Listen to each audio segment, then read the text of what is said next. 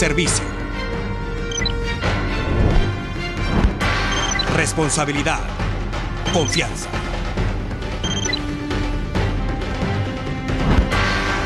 T13 Noticias. Desalmados saben secuestrar, pero no esconderse. Insólito, el fruto de su vientre murió en su interior. Amparos provisionales, los mejores frenos de la justicia. Político guatemalteco acribillado en tierra ajena.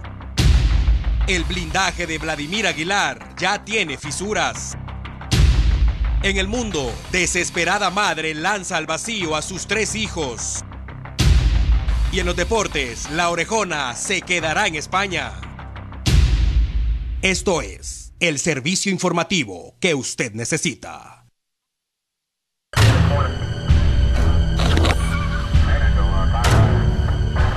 Buenas noches. Iniciamos con la captura de una pareja de esposos y una mujer sindicados del secuestro de un maestro hoy hace exactamente un mes.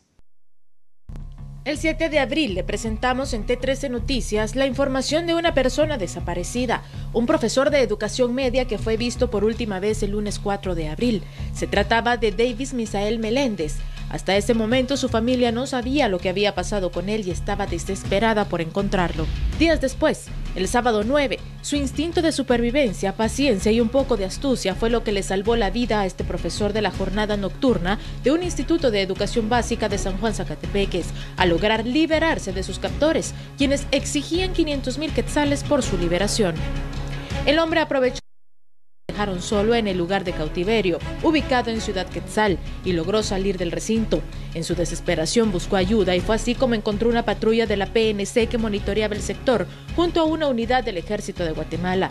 Afortunadamente, su familia denunció a la PNC su desaparición y colocaron afiches con su rostro y lo distribuyó en algunos medios de comunicación, porque fue gracias a ellos que Davis fue identificado y logró tener la ayuda que necesitaba.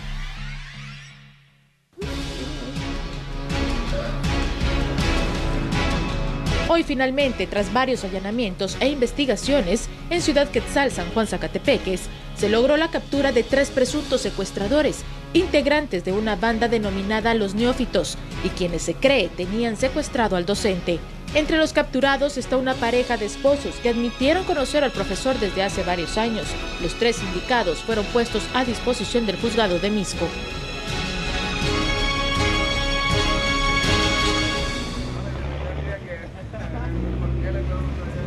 Buenas noches y en otras noticias, la Operación Rescate del Sur continúa ofreciendo resultados positivos.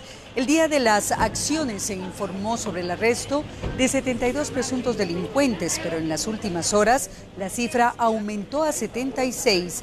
En Santa Catarina Pinula, la Policía Nacional Civil capturó a Aura Beatriz Alvisures Martínez, de 41 años, Cindy Beatriz de León Alvisures y Stephanie Beatriz de León, las 2 últimas de 19 años. Ellas llevaban un fusil de asalto, cartuchos útiles y un cargador para esa arma y 3 celulares. Las autoridades las vinculan con una banda dedicada a la extorsión. Se cree que trasladaban el arma de fuego para entregarla a sicarios que atentarían contra personas que se niegan a cumplir sus demandas.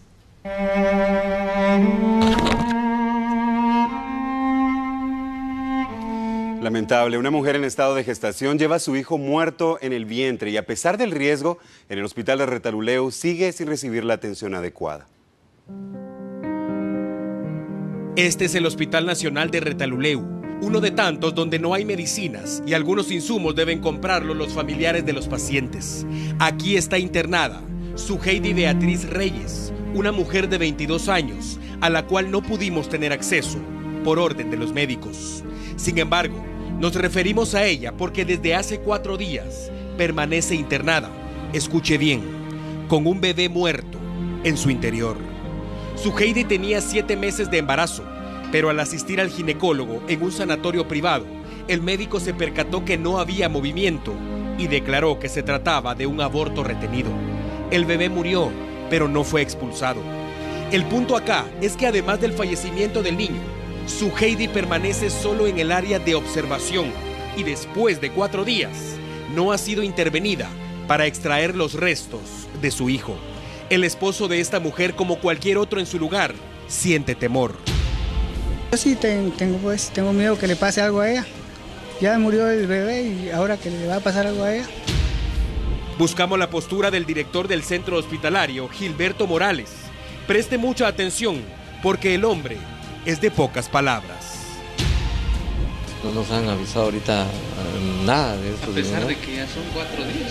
Pues, así es, han pasado 4 días y quien dirige ese hospital no tiene ni idea de lo que estamos hablando. El fruto de su vientre no maduró y su Heidi pasará un terrible 10 de mayo.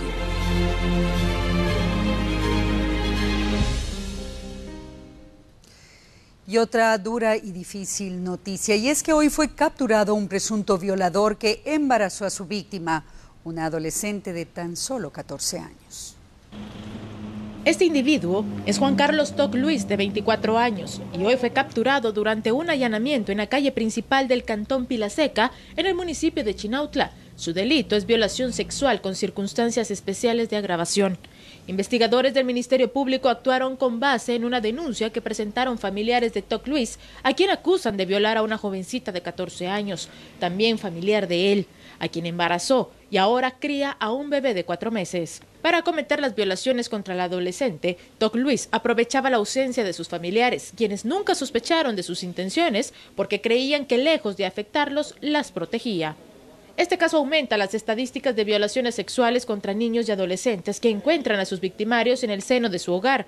Es el lugar donde ellos deben sentirse protegidos. Los registros demuestran que los agresores sexuales, como este, son padrastros, primos, hermanastros, amigos de la familia, padres o hermanos de las víctimas, y muchos de los casos permanecen en silencio. Las autoridades instan a las víctimas de violación y a sus familiares a denunciar esta cobarde acción para erradicar un delito que cada día cobra más relevancia.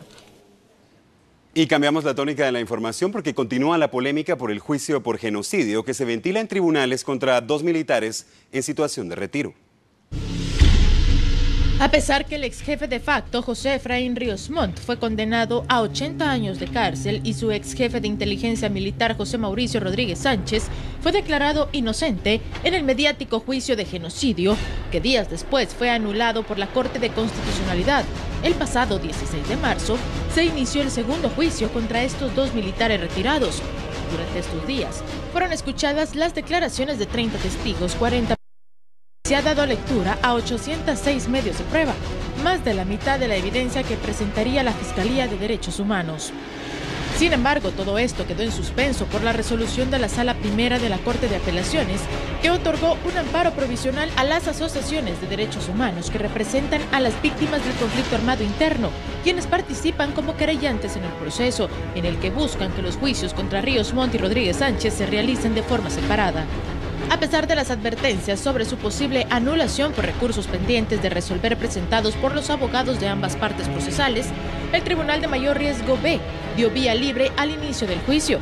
Ahora, si la resolución de la sala queda firme, la Corte Suprema de Justicia deberá nombrar un nuevo tribunal que conozca uno de los procesos y anular todo lo actuado. José Efraín Ríos Montt está acusado de la matanza de 1.771 indígenas maya y chiles en Quiché durante su régimen, en donde existió un conflicto armado interno que dejó más de 200.000 personas fallecidas y desaparecidas.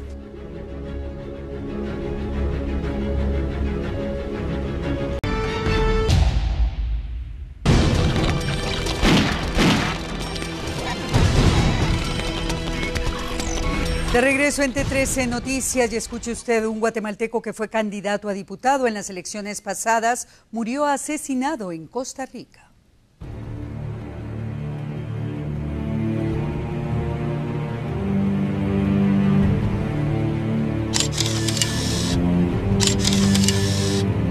Muchos lo recuerdan como el político que quiso convertirse en diputado en las elecciones generales del 6 de septiembre del año pasado.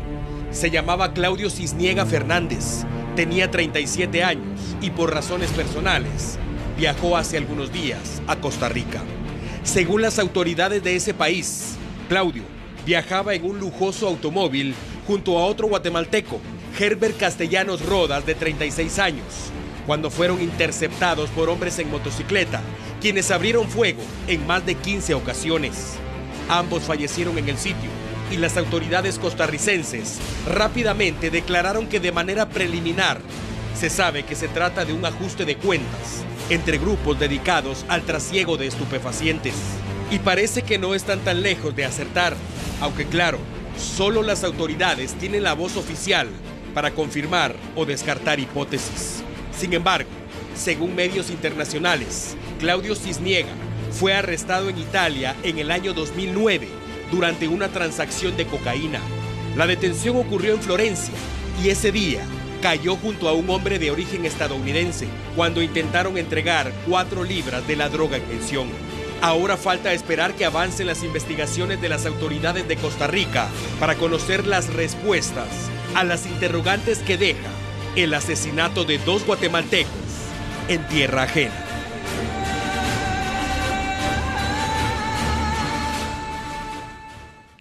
Familiares de 38 víctimas del derrumbe en Cambrai 2 recibieron los cuerpos para proceder a las inhumaciones, luego que el INASIF concluyera con las pruebas de ADN. Después de 7 meses de investigación y práctica de pruebas de ADN, el Instituto Nacional de Ciencias Forenses INASIF entregó hoy 38 cuerpos de víctimas del deslizamiento de tierra que sepultó a más de 100 viviendas en el Cambrai 2, en Santa Catarina Pinula, aquel fatídico día del 1 de octubre del 2015. Familiares de las 38 víctimas identificadas aún no logran superar la pérdida ni el trauma que causó la tragedia. La verdad le digo que fue duro porque vivíamos con aquella agonía, pues en mi caso, vivíamos en aquella agonía de que estarán allá abajo enterrados o estarán aquí en la morgue, pero de repente me estaba contando mi primo que llamaron a mi hermana, a una de mis hermanas mayores, le llamaron y le dijeron de que ya habían sido identificados los cuerpos de mi hermano y de mi cuñado. Los 3 hijos de la pareja también murieron durante el derrumbe, pero fueron localizados en las primeras acciones de búsqueda y sus cuerpos los inhumaron de inmediato. En la morgue del INASIF aún permanecen 2 cuerpos sin identificar y los vecinos consideran que en el Cambrai 2 quedaron soterradas más de 100 personas. Y en los tribunales de justicia, los abogados de varios implicados en el denominado caso TCQ continuaron hoy presentando sus argumentos al juez que conoce el caso para exigir que sus patrocinados no sean ligados a proceso penal, según ellos, por las inconsistencias que presenta la denuncia del Ministerio Público. El expresidente de la República fue uno de los pocos implicados que hizo uso de la palabra para defenderse de las imputaciones en su contra. Y una vez finalice esta etapa, la atención se centrará en el juzgador que debe decidir si las pruebas que presentó la Fiscalía son suficientes para ligar a proceso penal a los 12 vinculados o alguno de ellos quedará absuelto. Y la próxima semana será la audiencia de primera declaración para los 76 capturados durante el operativo Rescate del Sur. El megaoperativo denominado Rescate del Sur lleva ya contabilizados 76 personas capturadas, señalados de los delitos de extorsión, asesinato y asociación ilícita. Estas personas, según la Fiscalía, son sindicadas de al menos 30 asesinatos y diversas actividades ilícitas en varias zonas de la ciudad capital y municipios aledaños, vinculadas principalmente a la extorsión de comercios y transporte público. Tomando en cuenta el grado de conflictividad y peligrosidad de los capturados y evitar cualquier incidente en torno de tribunales, el juzgado C de mayor riesgo determinó que llevará a cabo la audiencia de primera declaración de 57 de los detenidos, la que estará distribuida entre 10 personas el primer día, 15 el segundo y tercer día y 17 el cuarto día, mientras que el resto de sindicados serán trasladados a los juzgados de Misco y Villanueva según el requerimiento. La audiencia de primera declaración programada en torno de tribunales se realizará el próximo 10 de mayo.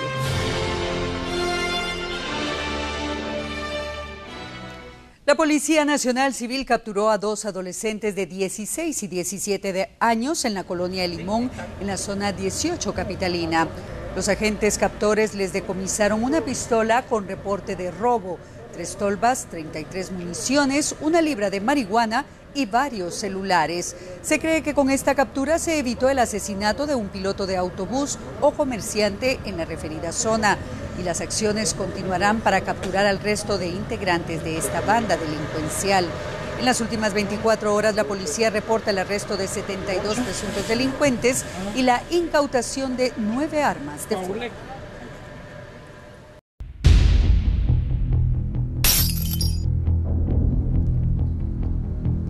El ex procurador general de la Nación, Vladimir Aguilar, se defiende de los señalamientos en su contra por el caso TCQ.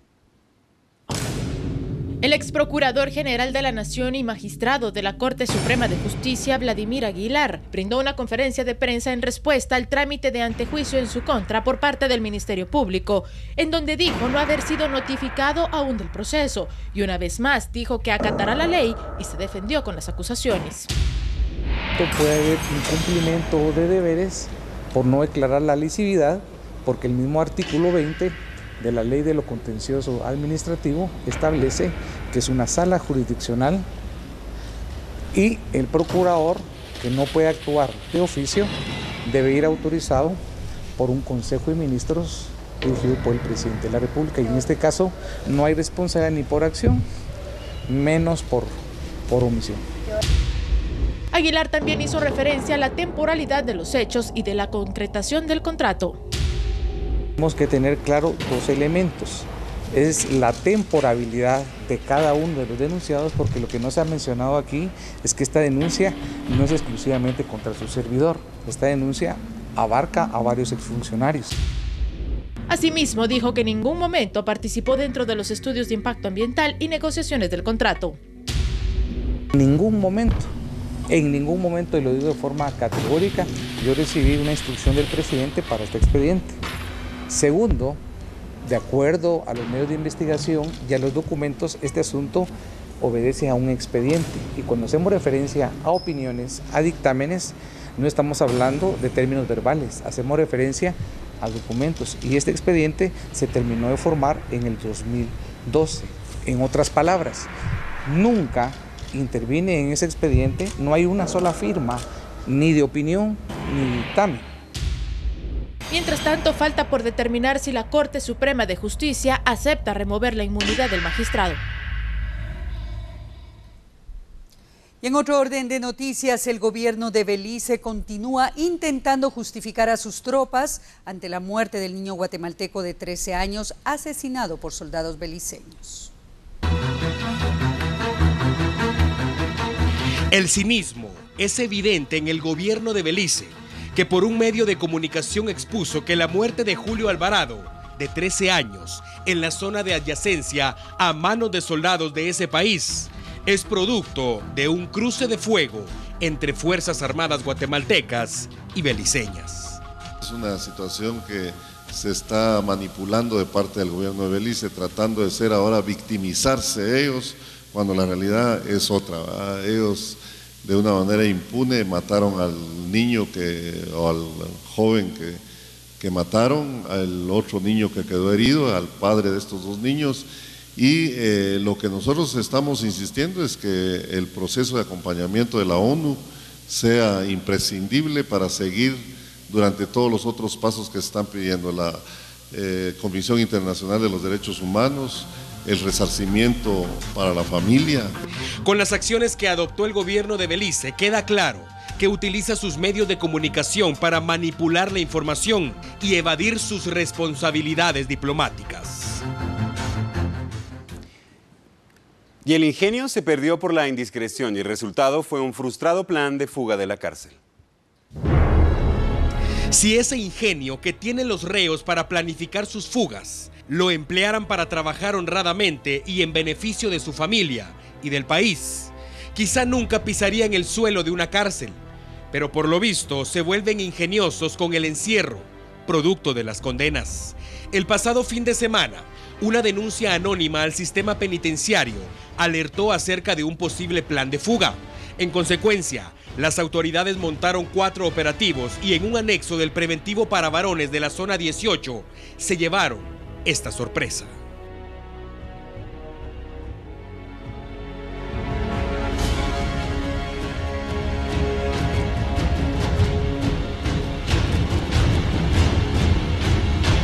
día de ayer, en un área de aislamiento donde tenemos 27 privados de libertad con diferentes delitos y diferentes casos jurídicos, se ubica en una de las caletas un uniforme completo de un elemento penitenciario. También se ubican armas punzocortantes y algunas herramientas. Además del uniforme, el plan era que el reo, que aún no está identificado, se uniformara y el resto provocaría una riña para que su compañero se confundiera entre el equipo de la Guardia Penitenciaria y escapara sin ningún problema. La reserva de los secretos se perdió y el plan fracasó. El sistema penitenciario presentó la denuncia penal para proceder a las investigaciones e identificar a quienes fraguaron este plan, para ellos muy ingenioso. Y vamos ahora al interior del país. Una mujer murió lapidada en el Quiché y dejó a 8 hijos en la orfandad. Como Marta Sunux Morales, de 38 años, fue identificada la mujer localizada sin vida en un terreno baldío de la 7ª Avenida y 16 Calle, zona 4 de Santa Cruz del Quiché. Familiares de la víctima indicaron que la mujer salió de su casa ubicada cerca del lugar del crimen desde las 10 de la noche del martes pasado, acompañada aparentemente de su conviviente, a quien únicamente conocían con el nombre de Juan. Elena Sunux, hermana de la fallecida, comentó que deja 8 niños en la orfandad, incluyendo una bebé de 8 meses. Además, comentó que el conviviente de su hermana la golpeaba frecuentemente. Cerca del cuerpo fue localizado un ladrillo manchado con sangre, con el que se presume la golpearon en repetidas ocasiones en la cabeza. Una marcha de organizaciones campesinas, comerciantes y vecinos de Villanueva bloqueó el paso vehicular en la zona 1 capitalina. Estas son las causas. Automovilistas y transeúntes del centro histórico enfrentaron hoy dificultades para movilizarse debido a una manifestación que llevaba un pliego de peticiones. El motivo de la manifestación el día de hoy es para tocar la problemática del aumento del impuesto del arancel del pollo del 13%. Y también tenemos tenemos el acompañamiento de campesinos, ya que ya empezaron las lluvias y no han dado fertilizantes como los gobiernos anteriores han dado fertilizantes a los campesinos. Estas son algunas de las exigencias de grupos organizados que demandan atención por los efectos negativos que pueden generar en la economía del país. A esta manifestación se unieron también vecinos de Villanueva, quienes llevan meses de protestas por el aumento a la tarifa que pagan por el servicio de agua potable. Pagábamos 25, ahora es 75, el 200% de aumento más el contador. Entonces, en eso es lo que no estamos de acuerdo. Jubilados de la Policía Nacional Civil también demandaron el pago y mejora de salarios y anunciaron la formación de un sindicato. La marcha registró 3 puntos clave: la Corte Suprema de Justicia, el Ministerio de Economía y el Congreso de la República. En este último punto, entregaron sus peticiones a los diputados. Como respuesta, los parlamentarios contemplan citar al ministro de Economía para que explique los aumentos, principalmente al arancel del pollo.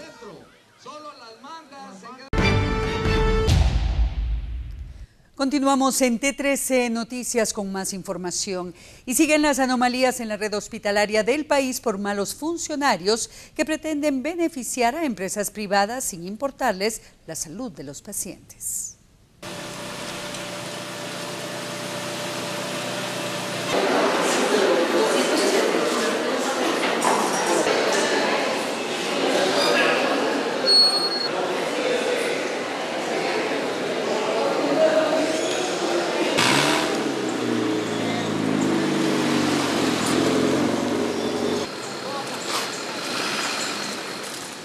Ok, queremos informarles sobre un ataque armado ocurrido en la 32 Avenida y 0 Calle, en la colonia Otatlán, zona 7 de la capital. En el interior de un comercio quedó un hombre fallecido. A esta hora de la noche se espera la llegada de los fiscales del Ministerio Público para iniciar la investigación, mientras la policía realiza operativos en busca de los responsables.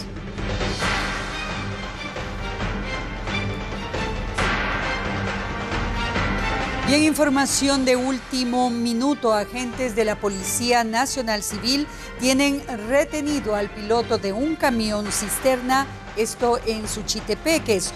Los uniformados manejan información preliminar que el vehículo pudiera estar cargado con cocaína y han solicitado refuerzos a la unidad antinarcóticos de la PNC para proceder a la inspección de este vehículo. Es información preliminar de última hora que llega hasta nuestra sala de redacción.